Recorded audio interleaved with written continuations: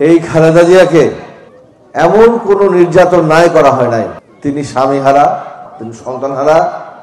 বেগম খালেদা হচ্ছে ইতিহাসের রাখাল রাজা, মহান স্বাধীনতা যুদ্ধের যিনি ঘোষণা দিয়েছিলেন সেই শহীদ রাষ্ট্রপতি জিয়াউর রহমানের উনি হচ্ছে সহধর্মিণী।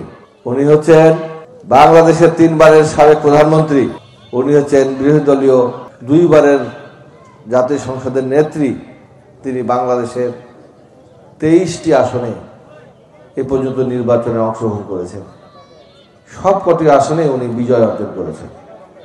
আপনাদের মনে আছে কি না জানি না, 1996 সালে 15 ফেব্রুয়ারি একটা নির্বাচন হয়েছিল।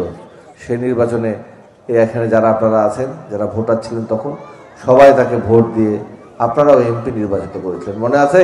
তারপরে আবার কবির ভাই ভোট করেছেন, তখন আমরা আবার কবির ভাইকে এমপি বানিয়েছিলাম।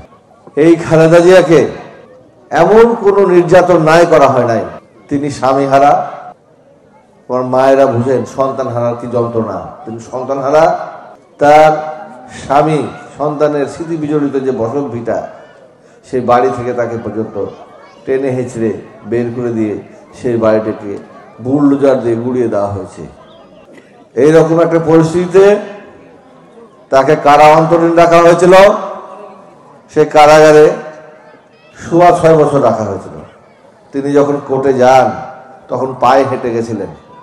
আর হাসপাতাল তাকে যেখানে রাখা হয়েছিল এই একটা পুরানো স্যাঁতস্যাঁতে ঘরের মধ্যে, সেখানে যখন উনি খুব অসুস্থ হয়ে যান এবং করোনার প্রাদুর্ভাব ছিল, আপনাদের সবার মনে আছে, তখন তাকে নিয়ে আসা হয়েছিল পিজি হাসপাতালে এবং জেলখানায়। তার চিকিৎসকরা যা বলতো সেটা করতে দেওয়া হয় নাই। তার যারা চিকিৎসা দিত তাদেরকেও পর্যন্ত সবসময় চিকিৎসা করতে দিত না। যখন ওই বোর্ড সিদ্ধান্ত নিয়েছিল যে বেগম খালেদা জিয়াকে বিদেশে পাঠানো উচিত, তখন তাকে চিকিৎসার জন্য বিদেশে পাঠানো হয় নাই। তিলে তিলে তাকে, আমরা জানি, আমাদের কাছে খবর আছে, স্লো পয়জন দিয়ে তাকে নিঃশেষ করে দেওয়ার ষড়যন্ত্র ছিল। তো সেই জন্য তিনি এখন আর সেরে উঠতে পারেন নাই। কিন্তু এটা সেই দেশ, বেগম খালেদা যখন হাসে তখন বাংলাদেশের মানুষ হাসে।